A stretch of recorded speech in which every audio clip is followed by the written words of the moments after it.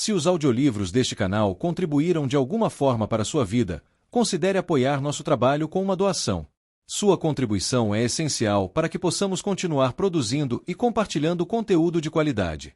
O link para a doação via Pix está disponível na descrição. Obrigado.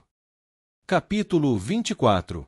Fortuona, imperatriz do Império Seansha, observava o marido enquanto ele dava ordens às suas tropas.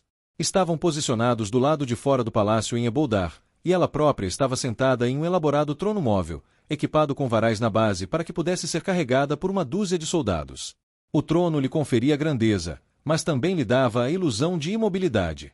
Um assassino presumiria que ela não conseguia se mover rapidamente enquanto vestia suas sedas formais, com o vestido caindo na frente e caindo em direção ao chão.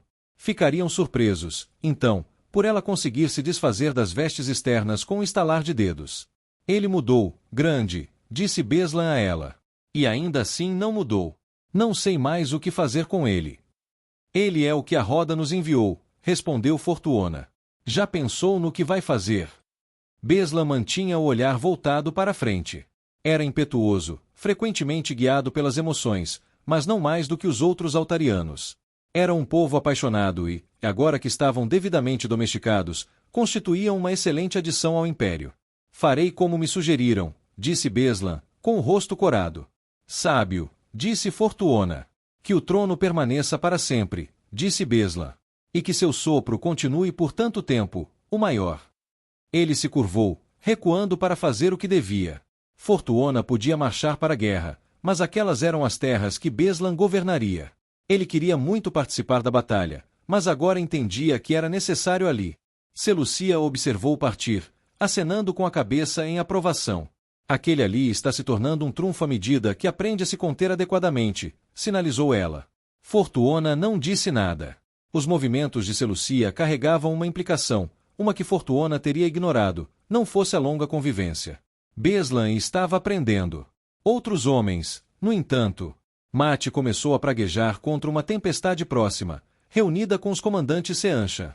Ela não conseguia ouvir exatamente o que o havia provocado. O que ela havia feito, unindo-se a ele? Eu segui os presságios, ela pensou. Ela o pegou olhando para ela antes de retornar ao seu delírio. Ele teria que aprender a se conter, mas ensiná-lo seria difícil. Muito mais difícil do que ensinar Beslan havia sido. Pelo menos Seleucia não proferiu suas condenações em voz alta. A mulher agora era oradora da verdade de Fortuona, embora Fortuna pudesse sentir que Seleucia estava achando a posição irritante. Ela preferiria permanecer apenas como a voz de Fortuona.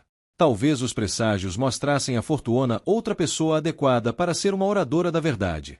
Vamos mesmo fazer o que ele diz, Seleucia sinalizou. Este mundo é um caos, Fortuona respondeu com um sinal. Não era uma resposta direta. Ela não queria dar respostas diretas naquele momento. Seleucia decifraria o significado. Os Seanshan costumavam dizer que ela viva para sempre em referência à imperatriz. Para alguns, era um lugar comum ou um mero ritual de lealdade. Fortuona sempre vira muito mais do que isso. Essa frase encapsulava a força do império. Uma imperatriz precisava ser astuta, forte e habilidosa para sobreviver. Somente os mais aptos mereciam sentar no trono de cristal. Se um de seus irmãos, ou um membro do alto sangue como Galga, conseguisse matá-la, então sua morte serviria ao império, pois ela obviamente fora fraca demais para liderá-lo. Que ela viva para sempre. Que ela seja forte o suficiente para viver para sempre. Que ela seja forte o suficiente para nos guiar à vitória. Ela traria ordem a este mundo. Esse era o seu objetivo. Matrim passou com passos firmes pelo local de reunião do exército, a 10 passos do trono de Fortuona. Ele usava um uniforme de alto general imperial, embora não estivesse em boas condições. Ele sempre prendia as roupas de Paltron em objetos. A insígnia de um alto general tinha como objetivo conferir autoridade ao portador, realçar sua graça enquanto o tecido ondulava em resposta aos seus movimentos cuidadosos. Em Matrim, era como embrulhar um cavalo de corrida em seda e esperar que ele corresse. Ele tinha uma espécie de graça, mas não era a graça da corte. Comandantes menores o seguiam.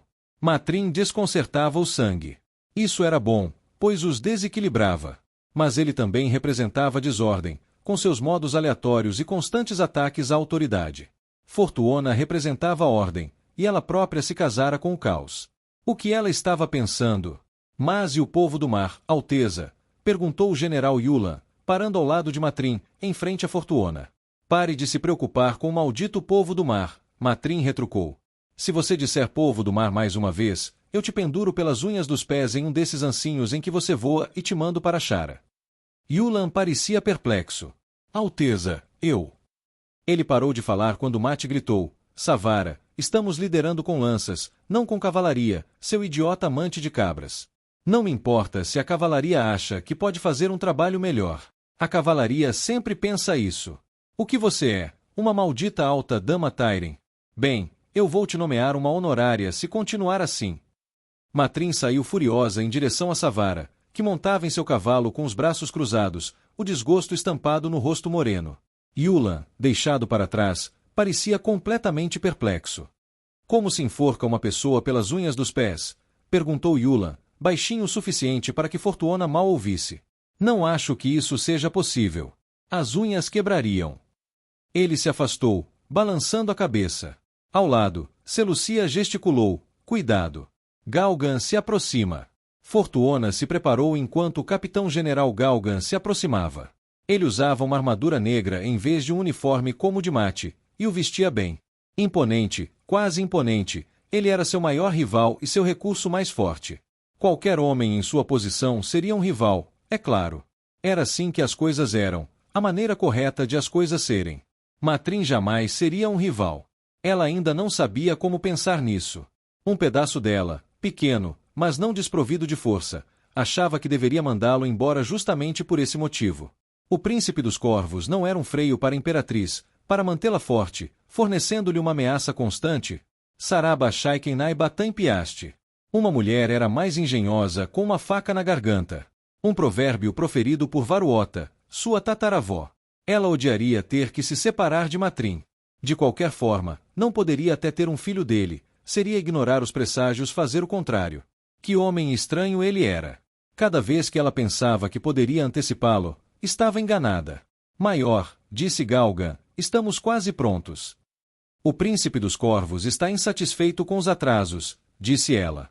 Ele teme que estejamos entrando na batalha tarde demais. Se o príncipe dos corvos tiver algum conhecimento real sobre exércitos e campos de batalha, disse Galgan, seu tom indicando que ele não acreditava que tal coisa fosse possível, ele perceberá que mover uma força desse tamanho não requer nenhum esforço pequeno. Até a chegada de Matrim, Galgan era o membro mais graduado do sangue naquelas terras, além da própria Fortuona. Ele não gostaria de ser substituído repentinamente. Até então, Galgan comandava seus exércitos, e Fortuona pretendia deixá-lo continuar na liderança.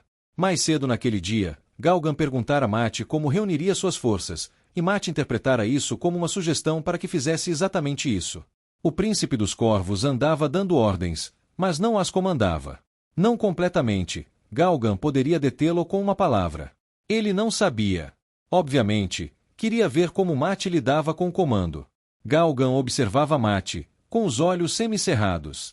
Ele não sabia exatamente como o príncipe dos corvos se encaixava na estrutura de comando. Fortuona ainda não havia tomado uma decisão sobre isso. Perto dali, uma rajada de vento levou um pouco de poeira. Revelou o pequeno crânio de um roedor, espreitando da terra. Outro presságio. Sua vida andava repleta deles ultimamente. Era um presságio de perigo, é claro. Era como se ela caminhasse por entre a grama alta, passando entre lopars à espreita e entre buracos cavados para capturar os incautos. O dragão renascido ajoelhara-se diante do trono de cristal, e o presságio das flores de pessegueiro, o presságio mais poderoso que ela conhecia, o acompanhará. Tropas marchavam, oficiais gritando ordens no ritmo dos passos. Os chamados rascantes pareciam sincronizados com o ritmo dos pés que caíam. Era ali que ela partiria para uma guerra desconhecida em terras que mal conhecia. Suas terras ali estariam praticamente indefesas, com um estrangeiro de lealdade recém-conquistada no comando. Grande mudança. Suas decisões poderiam pôr fim ao seu governo e, de fato, ao próprio império. Matrim não entendia isso. Convoque minha consorte, Fortuona sinalizou, batendo no braço do seu trono. Seleucia deu a ordem a um mensageiro. Pouco tempo depois, Mate chegou montado em seu cavalo. Ele havia recusado o presente de um novo, com razão. Ele tinha um faro melhor para cavalos do que a própria chefe dos estábulos do império. Mesmo assim, Pips. Que nome bobo! Fortuona levantou-se. Imediatamente, os que estavam por perto se curvaram. Galgan desmontou e se ajoelhou. Todos os outros se prostraram no chão. A imperatriz se levantar para proclamar significava um ato do trono de cristal. Sangue e cinzas, disse Matrim. Mais reverências.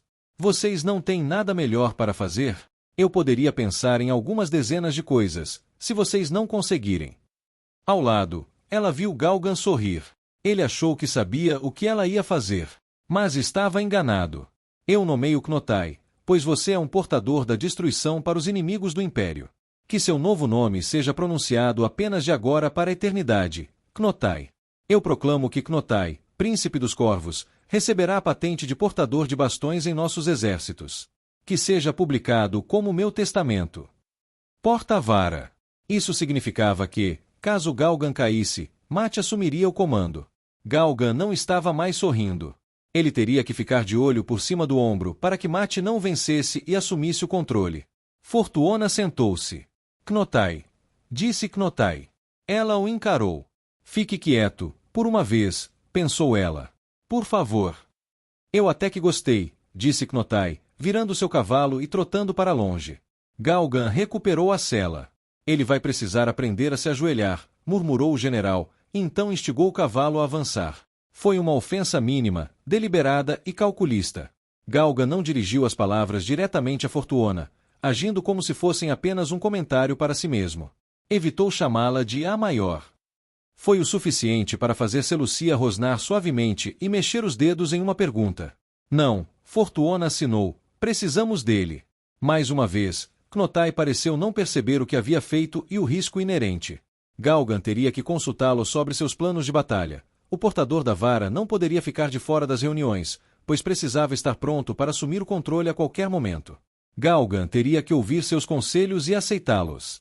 Ela apostou em seu príncipe nisso, esperando que ele pudesse manifestar novamente o gênio inesperado em batalha que tanto impressionou Furik Kared. Isso é ousado, disse Seleucia. Mas e se ele falhar? Não falharemos, respondeu Fortuona, pois esta é a última batalha. O padrão colocará Knotai diante dela, empurrará-a para seus braços. O dragão renascido vira e falará a verdade sobre ela. Apesar de toda a ilusão de ordem, seu governo era como uma rocha pesada equilibrada em seu ponto mais baixo. Ela estava sobrecarregada, reinando sobre terras desacostumadas à disciplina. Precisava correr grandes riscos para trazer ordem ao caos. Ela esperava que Seleucia enxergasse dessa forma e não a denunciasse publicamente. Fortuona realmente precisaria encontrar uma nova voz ou nomear outra pessoa como porta-voz da verdade. Ter uma pessoa ocupando os dois papéis estava gerando críticas no tribunal. Isso. Knotai voltou de repente cavalgando, segurando o chapéu. Tuon. Por que é tão difícil para ele entender nomes? Perguntou Seleucia, mexendo os dedos. Fortuona quase conseguia ler o suspiro naqueles movimentos. Knotai. Perguntou Fortuona. Podem se aproximar. Muito bom, disse Knotai, já que eu já estou aqui. Tuon, precisamos ir agora. Os batedores acabaram de voltar. O exército de Egvene está em apuros. Yulan chegou logo atrás de Knotai, desmontou e se curvou até o chão. Levante-se, disse Fortuona. Isso é verdade. O exército dos Maratadamani sofreu uma grave derrota, disse Yulan. Os punhos do céu, que retornam, descrevem isso em detalhes. Os exércitos desta Mirlin estão dispersos, em tumulto, e recuando rapidamente. Galgan havia parado ali perto para receber um mensageiro, sem dúvida recebendo um relatório semelhante. O general olhou para ela. Deveríamos avançar para apoiar a retirada de Egvene, disse Knotai. Não sei o que é um porta-bastões, mas pela reação de todos, acho que significa que tem o controle dos exércitos. Não, disse Fortuona. Você é o terceiro. Atrás de mim. Atrás de Galgan. Então pode ordenar que se movam agora mesmo, disse Knotai. Precisamos ir. Egvene está sendo pisoteada. Quantos Maratadamani existem? Perguntou Fortuona. Estamos observando este exército, disse Yulan. São centenas. A totalidade da Torre Branca que resta. Eles estão exaustos, sendo expulsos por uma nova força, uma que não reconhecemos. Tuon. Mate avisou. Grande mudança. Então esse era o significado do presságio do dragão. Fortuona poderia atacar e todos aqueles damanes seriam dela.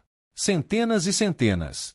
Com essa força, ela poderia esmagar a resistência ao seu governo em Seansha. Era a última batalha. O mundo dependia de suas decisões. Seria realmente melhor apoiar esses Maratadamani em sua luta desesperada ali, ou deveria aproveitar a oportunidade para recuar para Seansha, assegurar seu domínio lá e, então, derrotar os Trollocs e a Sombra com o poder do Império? Você deu sua palavra, disse Knotai suavemente. Eu assinei um tratado, disse ela. Qualquer tratado pode ser quebrado, principalmente pela Imperatriz. Algumas imperatrizes talvez consigam fazer isso, disse Knotai. Mas você não. Certo. Luz. Tuon. Você deu sua palavra a ele. Ordem em uma mão, algo conhecido, algo que ela podia mensurar, caos na outra. Caos na forma de um homem caolho que conhecia o rosto de Arthur Hawkwing. Ela não tinha acabado de dizer a Seleucia que apostaria nele? A imperatriz não pode ser limitada por palavras escritas em um papel, disse Fortuona. No entanto, neste caso, a razão pela qual assinei o tratado permanece, e é real. Protegeremos este mundo em seus dias mais sombrios e destruiremos a sombra pela raiz. General Galga, você moverá nossas forças para proteger estes Maratidamani, pois precisaremos da ajuda deles para combater a sombra. Knotai relaxou. Ótimo. Yulan, Galga, vamos planejar. E mandem chamar aquela mulher, Tilly. Ela parece ser a única general por aqui com a cabeça no lugar. E ele continuou falando, cavalgando, dando ordens que realmente deveria ter permitido que Galgan desse. Galgan a observava do cavalo, com o rosto indecifrável. Ele consideraria isso um erro grave, mas ela tinha os presságios a seu favor. Aquelas nuvens negras e terríveis tinham sido a companheira de Lan por tempo demais. Ele estava realmente cansado de vê-las a cada dia, expandindo-se em direção ao infinito em todas as direções, ribombando como trovões como rosnados vindos do estômago de uma fera faminta.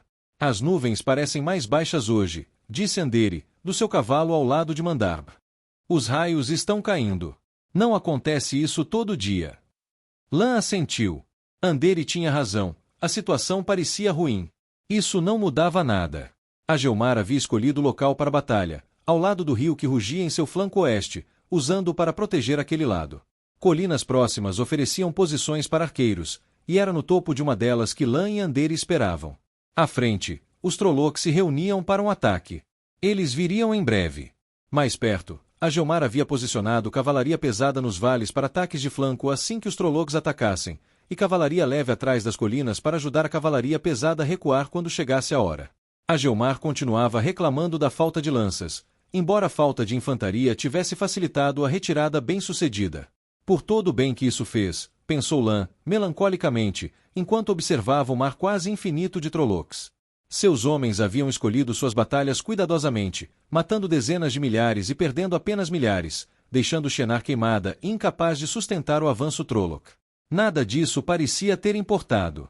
Estavam perdendo a luta. Sim, haviam atrasado os Trollocs, mas não o suficiente, e não por tempo suficiente. Logo seriam encurralados e destruídos, sem a ajuda do exército de Elaine, que estava igualmente pressionado. O céu escureceu. Lan olhou para cima bruscamente. As nuvens ainda estavam lá, mas se tornaram muito mais ameaçadoras. A terra estava mergulhada em sombras profundas. Droga, disse Andere, olhando para cima. Será que o tenebroso engoliu o sol de alguma forma? Teremos que carregar lanternas para lutar, mesmo sendo meio-dia. Lan levou a mão ao peitoral. Sob a armadura, a carta de Ninaeve repousava ao lado do seu coração. Luz. Que a luta dela seja melhor que a minha. Mais cedo hoje, ela e Rand haviam entrado no próprio poço da perdição. Do outro lado do campo de batalha, os canalizadores cansados, desviando o olhar do céu assustadoramente escuro, lançaram luzes. Não era grande coisa para ver, mas teria que servir. Mas então a escuridão recuou e a luz do dia retornou, nublada como de costume. Reúnam a alta guarda de Malkier, disse Lan. Era assim que seus protetores se chamavam. Era um antigo termo Malkieri para guarda de campo de batalha do rei. Lan não sabia bem o que fazer com o fato de o príncipe Kaisel, que era de Kandor, se considerar um deles. Muitos dos Malkieri de Lan tinham muito pouco sangue Malkier genuíno, vinham a ele mais como uma honra do que qualquer outra coisa. O príncipe era outra história. Lan perguntara a ele e seus companheiros se deveriam jurar a um rei estrangeiro, por mais amigável que fosse. A única resposta que ele recebeu foi: Malkier representa as terras da fronteira nesta guerra, Daishan. Relâmpagos brilhavam por perto. O estrondo do trovão atingiu Lan como um objeto físico. Mandar mal se mexeu. O animal estava se acostumando a tais golpes. A alta guarda se reuniu, e Yandere pegou o estandarte de Lan, prendendo-o no encaixe de sua cela para que pudesse carregá-lo, mas ainda brandir uma espada. As ordens chegaram de Agelmar. Lan e seus homens estariam no centro do ataque. Assim que os Trollocs atacassem, a cavalaria pesada atacaria os flancos para interromper o avanço. Lan e seus homens atacariam as criaturas de frente.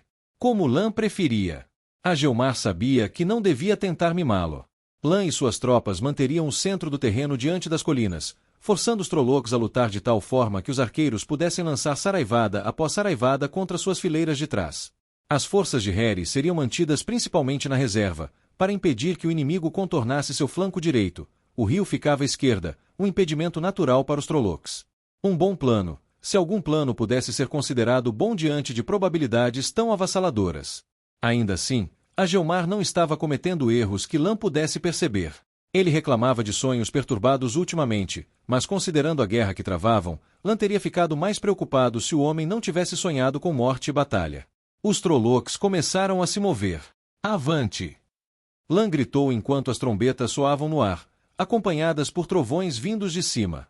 A uma curta distância das muralhas de Cairhien, Elayne cavalgou Monshadov ao longo das linhas de frente. O exército havia se formado de acordo com os planos de batalha de Bashere, mas ela estava preocupada. Eles conseguiram. Uma marcha rápida rio acima pela estrada para chegar a Cairhien, à frente do exército Trolloc. Elayne posicionou suas forças no extremo norte de Cairhien para enfrentar o exército Trolloc que vinha daquela direção. Ela também deixou alguns dos dragões e uma companhia de arqueiros rio abaixo para deter os Trollocs que tentavam atravessar o rio ali. Eles recuariam rapidamente para o norte quando se tornasse impossível impedir a travessia inimiga. Derrotar o exército da frente, depois enfrentar o de trás. Era a única chance. As Kinswomen estavam exaustas. Elayne precisará de muitos portais para mover seus homens. O cansaço dela significava que Elayne não teria canalizadores nesta luta. As mulheres teriam dificuldade para abrir pequenos portais até Mayene para entregar os feridos para a cura. O exército de Elayne era ligeiramente maior que o dos Proles das Sombras, mas seus homens estavam exaustos. Em meio à ansiedade da batalha iminente, alguns se curvaram em suas fileiras, lanças inclinadas para a frente.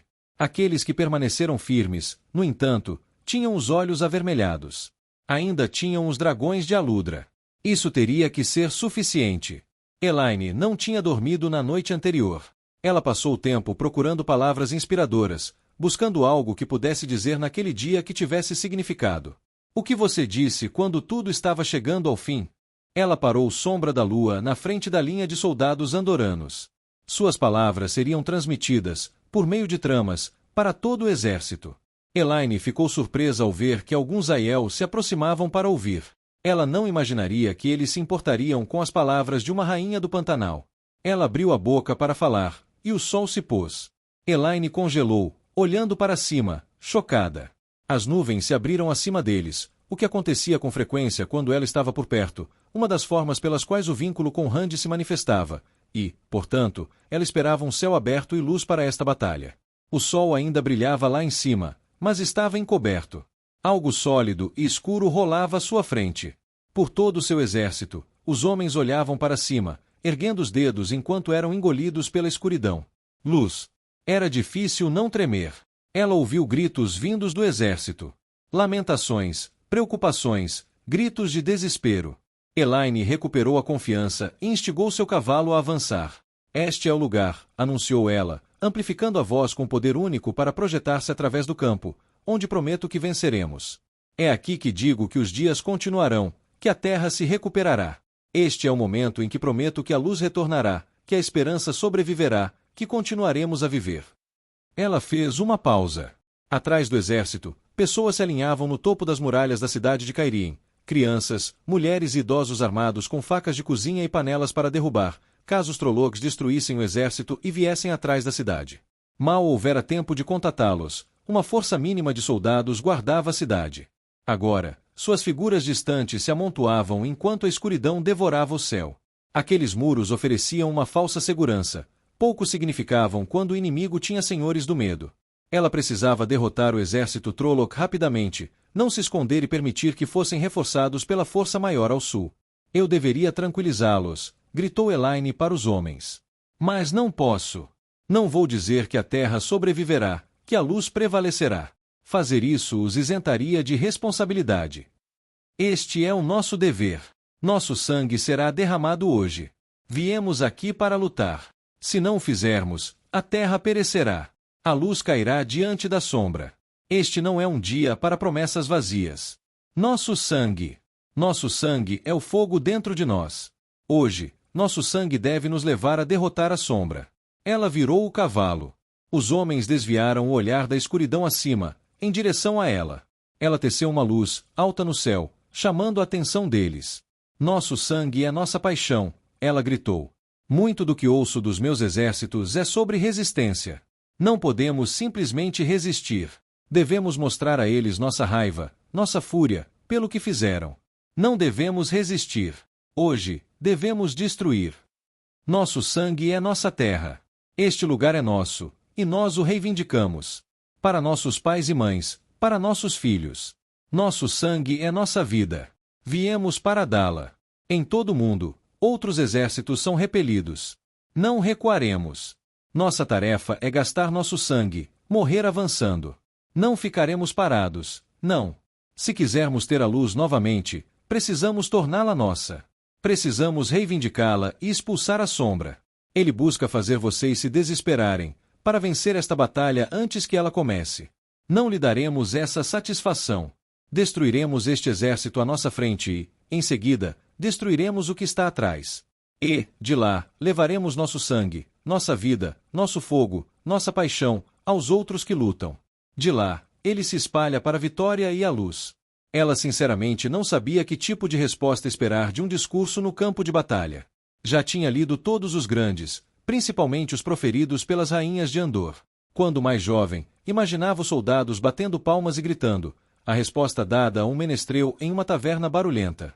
Em vez disso, os homens ergueram as armas para ela. Espadas desembainhadas, lanças erguidas, e em seguida, rebatidas contra o chão. Os Aiel soltaram alguns gritos de alegria, mas os andoranos a fitaram com olhares solenes. Ela não os inspirara entusiasmo, mas sim determinação. Essa parecia a emoção mais honesta. Ignoraram a escuridão no céu e voltaram os olhos para o objetivo. Birgitte se aproximou do cavalo. Isso foi ótimo, Elaine. Quando você trocou? Elaine corou, lembrando-se do discurso cuidadosamente preparado que havia memorizado na noite anterior, enquanto repetia meia dúzia de vezes para Birgitte. Fora uma obra de beleza, com alusões aos ditos de rainhas ao longo dos tempos. Ela havia esquecido cada palavra quando a escuridão chegou. Em vez disso, esta jorrara. Vamos, disse Elaine, olhando por cima do ombro. O exército Trolloc estava chegando em frente ao dela. Preciso me posicionar. Em posição, perguntou Birgitte. Quer dizer que precisa voltar para a tenda de comando? Eu não vou por aí, disse Elaine, virando-se para a sombra da lua. Sangue e cinzas, você não vai. Eu. Birgitte, retrucou Elaine. Eu estou no comando, e você é meu soldado. Você obedecerá. Birgitte recuou como se tivesse levado um tapa. Bacheri está na tenda de comando, disse Elaine. Sou uma das poucas canalizadoras com alguma força neste exército, e serei arrastada e esquartejada antes de me permitir ficar de fora da luta. Vale facilmente 1000 soldados neste campo de batalha. As garotas. Mesmo que Min não tivesse tido aquela visão, eu ainda insistiria em lutar. Você acha que os bebês desses soldados não correm risco? Muitos deles se alinham nas muralhas daquela cidade. Se falharmos aqui, eles serão massacrados. Não, eu não vou me manter longe do perigo, e não, eu não vou ficar sentado esperando. Se você acha que é seu dever como meu guardião me impedir, então eu vou romper esse vínculo aqui e agora e te mandar para outra pessoa. Eu não vou passar a última batalha descansando em uma chaise longue e bebendo leite de cabra. Birgitte ficou em silêncio, e Elaine pôde sentir o choque através do vínculo. Luz, disse a mulher finalmente. Eu não vou te impedir. Mas você pelo menos concorda em recuar para as primeiras saraivadas de flechas. Você pode ser mais útil ajudando as linhas onde elas estão enfraquecidas. Ela permitiu que Birgitte e seus guardas liderassem o caminho de volta para uma encosta perto dos dragões de Aludra. Talmanes, Aludra e suas tripulações esperavam com mais ansiedade e entusiasmo do que as tropas regulares. Eles também estavam cansados, mas também tinham visto pouco uso durante as batalhas na floresta e a retirada. Hoje era a chance deles de brilhar. O plano de batalha de Bashere era tão complexo quanto qualquer outro do qual Elaine participará. A maior parte do exército posicionou-se a quase 1,5 km ao norte da cidade, além das ruínas de Foregate, fora das muralhas da cidade. As linhas do exército estendiam-se para o leste, partindo de Algênia, atravessando uma encosta que descia por uma estrada de acesso aos portões Jangai, nas planícies, até as ruínas da casa capitular dos Iluminadores. Fileiras de soldados de infantaria, a maioria andoranos e caireninos, mas também alguns gueldaninos e mantos brancos, se curvaram como uma meia-lua na frente das forças de Elaine. 6 esquadrões de dragões se aproximaram do topo da colina atrás da infantaria. Os Trollocs não chegariam à cidade sem derrotar este exército. Estian tinha a cavalaria da banda em um flanco, enquanto a guarda-lada Maiener cobria o outro. O restante da cavalaria foi mantido na reserva. Elaine esperou pacientemente, observando o exército Trolloc se preparar. Sua maior preocupação era que eles ficassem ali, esperando que seus companheiros Trollocs chegassem do sul e atacassem Elaine simultaneamente. Felizmente, isso não aconteceu. Eles aparentemente haviam recebido ordens para tomar a cidade, e planejavam fazê-lo. Os relatórios de reconhecimento de Bashere indicavam que o segundo exército estava a pouco mais de um dia de marcha de distância e poderia chegar tarde no dia seguinte se marchassem com afinco. Elaine tinha até então para derrotar essa força do norte. Vamos, pensou Elaine. Mexa-se. Os Trollocs finalmente começaram a avançar. Bashere e Elaine contavam com a tática habitual deles, números avassaladores e força bruta. De fato, hoje, os Trollocs avançaram em massa. Seu objetivo seria subjugar os defensores, destruindo suas linhas. Suas tropas permaneceram firmes, sabendo o que viria a seguir. Os dragões começaram a rugir, cada um como inúmeros martelos caindo exatamente ao mesmo tempo. Elaine estava agora a uns bons 100 passos deles, e ainda sentia vontade de tapar os ouvidos. Nuvens ondulantes de fumaça branca começaram a encher o céu acima dos dragões enquanto eles atiravam. Os primeiros tiros falharam, mas Aludra e seus homens os usaram para ajustar o alcance. Depois disso, os ovos caíram entre os Trollocs, rasgando suas fileiras e lançando-os para o ar. Milhares de partes de corpos caíram no chão salpicado de vermelho. Pela primeira vez, Elaine teve medo das armas. Luz, Birgitte estava certa o tempo todo, pensou Elaine, imaginando como seria atacar uma posição fortificada equipada com dragões. Normalmente, na guerra, um homem podia contar com pelo menos uma coisa, que sua habilidade seria colocada contra a do inimigo. Espada contra espada. Trollocs já eram ruins o suficiente. Como seria para os homens terem que enfrentar esse tipo de poder? Vamos garantir que isso não aconteça, disse ela a si mesma. Rand estava certo em impor aquela paz a eles. Os dragoneiros haviam treinado bem e suas velocidades de recarga eram impressionantes. Cada um disparou 3 saraivadas antes que os Trollocs atingissem as linhas de frente. Elaine não tinha observado a troca de flechas, estava concentrada demais nos dragões, mas viu que algumas de suas linhas foram atingidas por flechas de penas negras, e os homens estavam caídos e sangrando. Os Trollocs avançaram sobre suas fileiras de besteiros e lanceiros, que já recuavam para dar lugar aos alabardeiros. Ninguém usava espadas e maças contra os Trollocs, pelo menos não a pé, se pudessem evitar. Vamos, disse Elaine, movendo sombra da lua para a frente. Birgitte seguiu. Elaine percebeu a resignação relutante da mulher. Desceram a colina, passando por algumas unidades de reserva, e entraram na batalha. Rodel Ituralde quase havia se esquecido de como era ter recursos adequados à sua disposição. Já fazia algum tempo que ele não comandava legiões de homens e estandartes completos de arqueiros. Pela primeira vez, seus homens não estavam famintos, e curandeiros, flecheiros e bons ferreiros estavam prontos para consertar suas tropas e equipamentos todas as noites. Que maravilha era poder pedir algo, por mais incomum que fosse, e tê-lo localizado e entregue a ele, muitas vezes em menos de 1 hora. Ele ainda ia perder. Enfrentava uma multidão incontável de inimigos, senhores do medo às dúzias e até mesmo alguns dos renegados. Ele trouxera suas forças para aquele vale sem saída, apoderando-se da joia das terras do Tenebroso, seu próprio escabelo, a Montanha Negra. E agora o próprio sol se pusera, embora as Aes Sedai dissessem que isso passaria. Ituralde fumava seu cachimbo enquanto cavalgava ao longo da serra que margeava o vale ao norte. Sim, ele ia perder. Mas com aqueles recursos, faria isso com estilo. Ele seguiu pela serra, chegando a um ponto acima da passagem para Takandar. O vale, no coração das Terras Malditas, estendia-se de leste a oeste, com Shayol Gu a oeste e a passagem a leste. Só era possível chegar a esse ponto de observação depois de horas de escalada árdua, ou de um passo rápido através de um portal. Útil, isso sim. Era perfeito para avaliar suas defesas. A passagem para Shayol Gu era como um grande cânion estreito, com o topo completamente inacessível pelo lado leste, exceto por um portal. Com um portal, ele podia chegar ao topo e olhar para baixo, para o cânion, que era talvez largo o suficiente para 50 homens marcharem ombro a ombro. Um gargalo perfeito. E ele poderia posicionar arqueiros ali no topo, para atirar de cima naqueles que vinham pela passagem. O sol finalmente se dissipou por trás da escuridão acima, como uma gota de aço derretido. Então a Aes Sedai estava certa.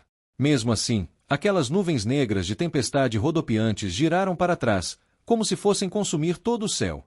Como Shayol Gu estava nas Terras Malditas, o ar estava frio o suficiente para que Turalde vestisse uma capa de lã de inverno e sua respiração fosse branca à sua frente.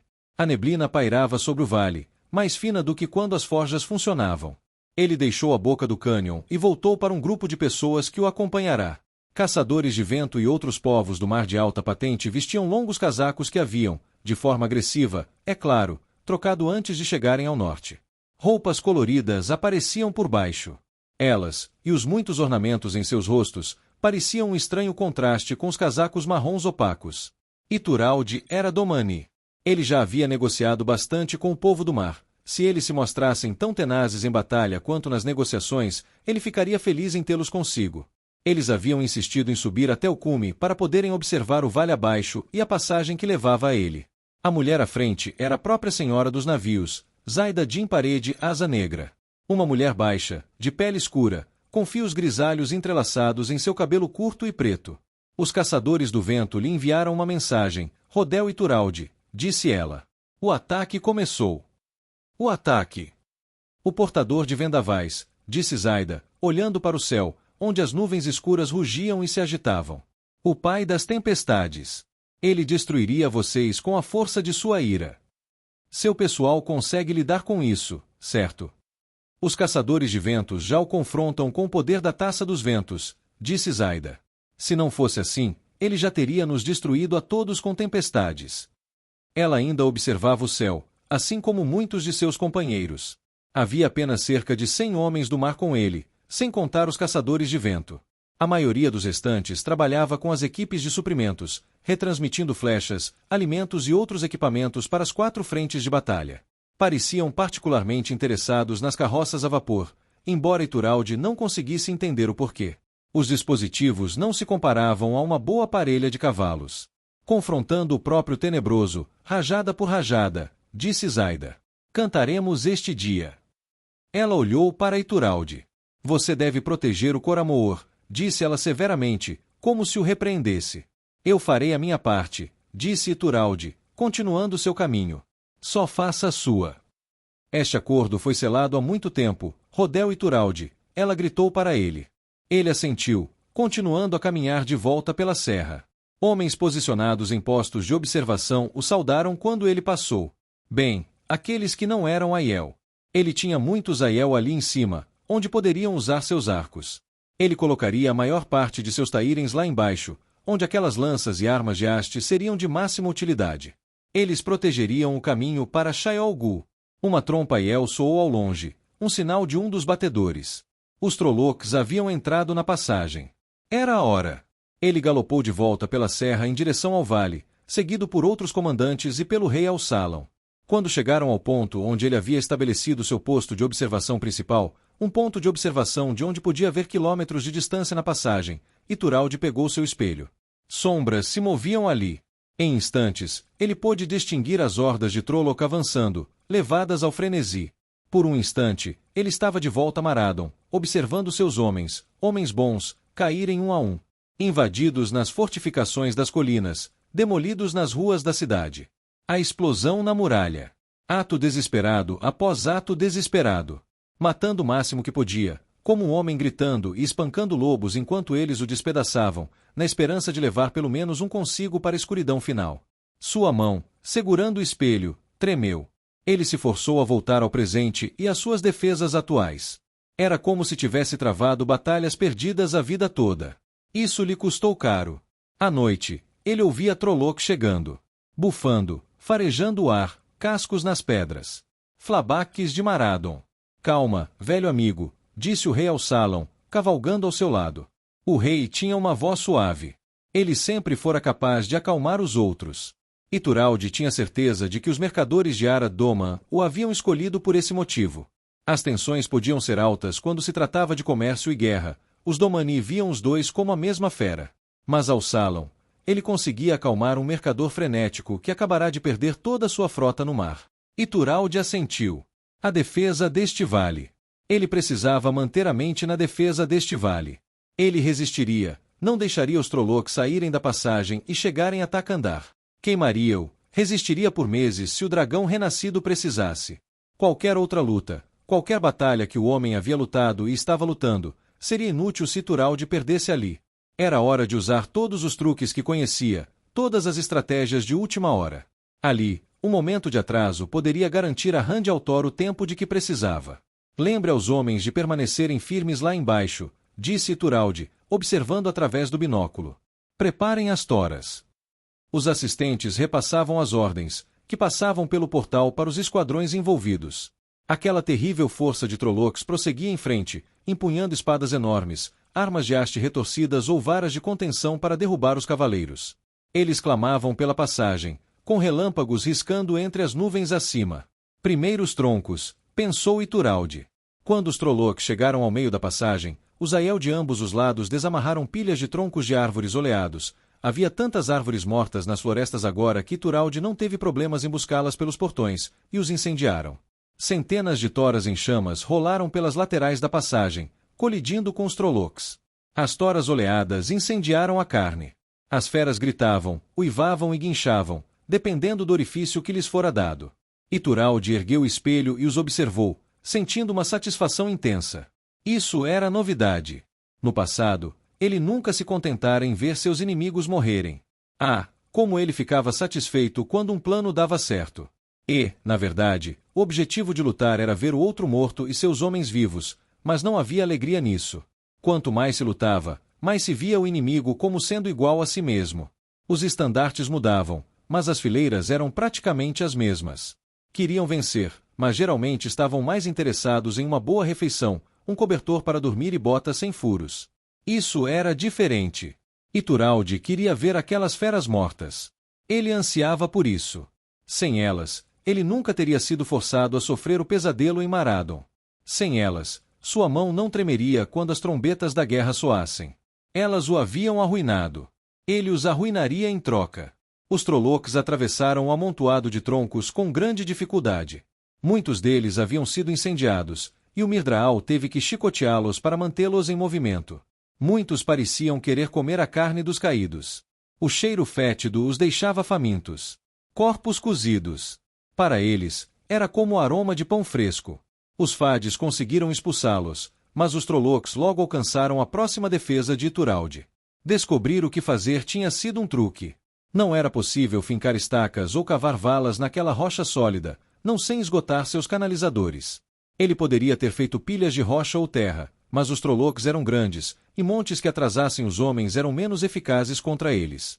Além disso, mover tanta terra e pedra significaria desviar os trabalhadores da construção de fortificações reais no vale. Ele aprenderá cedo que, em uma guerra defensiva, era preciso que as fortificações crescessem progressivamente. Dessa forma, você durava mais, pois impedia que o inimigo ganhasse impulso. No final, a solução foi simples: amoras. Ele se lembrava de enormes matagais deles, secos e mortos, lá em Ara-Doma. O pai de Ituralde fora fazendeiro e sempre reclamara dos arbustos espinhosos. Bem, se havia uma coisa que não faltava à humanidade, eram plantas mortas. Outra era mão de obra. Milhares haviam acorrido ao chamado do dragão, e muitos desses jurados do dragão tinham pouca experiência em batalha. Ele ainda os colocaria em combate quando chegasse a hora. Por enquanto, porém, ele os enviará para cortar enormes arbustos espinhosos. Eles os colocaram do outro lado da passagem, amarrados uns aos outros, em massas de 6 metros de espessura e 2,5 metros de altura. Os fardos de espinhos foram relativamente fáceis de colocar, muito mais leves do que pedras ou terra, mas, amontoados como estavam, os Trollocs não conseguiam movê-los simplesmente empurrando. As primeiras fileiras correram contra eles e tentaram, mas foram recompensadas com espinhos de 12 centímetros cravando-os. As criaturas na retaguarda avançaram, fazendo com que as fileiras da frente se virassem de raiva e se levantassem contra as que estavam atrás. Isso deixou a maior parte das forças Trolloc congeladas na passagem, à sua mercê. Ele não teve muita piedade dos engendros das sombras. Ituralde deu sinal, e o Ashamen com ele, Austen, um dos que serviram sob seu comando em Maradon, disparou uma explosão brilhante de luz vermelha para o céu. Pelas laterais acima da passagem, mais Aiel surgiram e começaram a rolar pedras e mais toras em chamas sobre os proles das sombras presos. Flechas e pedras seguiram, qualquer coisa que pudessem atirar, arremessar ou derrubar sobre os que estavam abaixo. A maioria desses ataques dos homens de Ituralde acontecia mais abaixo na passagem, no meio da massa de Trollocs. Isso fez com que metade recuasse e se afastasse, enquanto os outros avançavam para escapar, empurrando seus aliados da frente para os arbustos espinhosos. Alguns Trollocs carregavam escudos e tentavam se proteger do granizo mortal. Onde quer que se unissem defensivamente e começassem a formar uma parede de escudos acima de si, os canalizadores de Ituralde atacavam, despedaçando-os. Ele não podia dispensar muitos canalizadores para o trabalho. A maioria estava no vale, construindo portões para transportar suprimentos e vigiando os canalizadores inimigos. Eles já haviam tido um segundo encontro com os Senhores do Medo. Avienda e Katsuane Sedai estavam com essas operações em andamento. Alguns Trollocs dispararam flechas contra os defensores acima, mas as baixas aumentaram enquanto os proles das sombras na linha de frente tentavam abrir caminho através dos abatis de espinhos. O progresso foi lento. Ituralde observou, com frio por dentro e por fora, enquanto Mirdraal chicoteava os Trollocs em uma debandada. Isso empurrou aqueles que trabalhavam nos espinhos para frente, empalando-os, pesoteando-os. O sangue fluiu em direção à extremidade leste da passagem, fazendo os Trollocs vacilar. Eles avançaram 5 ou 6 linhas de frente, quebrando os espinhos dos corpos dos animais ali presentes. Ainda levaram quase 1 hora para conseguir passar. Deixaram milhares de mortos enquanto avançavam, e então encontraram um segundo abatis, mais espesso e mais alto que o primeiro. Ituralde havia colocado 7 em intervalos na passagem. O segundo era o maior e teve o efeito desejado. Ao vê-lo, os Trollocs na frente pararam de repente. Então, eles se viraram e recuaram. O resultado foi uma confusão generalizada. Os Trollocs atrás gritavam e gritavam, avançando. Os da frente rosnavam e uivavam enquanto tentavam atravessar os arbustos espinhosos. Alguns ficaram atordoados. Enquanto isso, flechas, pedras e toras em chamas continuavam a cair. Lindo, sussurrou ao Salom. Ituralde percebeu que seu braço não tremia mais. Baixou o espelho. Vamos. A batalha não acabou, protestou o rei. Acabou, disse Ituralde, virando-se. Por enquanto. Fiel à sua palavra, todo o exército Trolloco seguiu. Ele podia ouvir o que estava acontecendo, e fugiu para o leste, descendo a passagem, para longe do vale. Um dia garantido, pensou Ituralde. Voltariam no dia seguinte e então estariam prontos. Mais escudos, armas melhores na frente para cortar espinhos. Eles ainda sangrariam. Sangrariam muito. Ele se certificaria disso.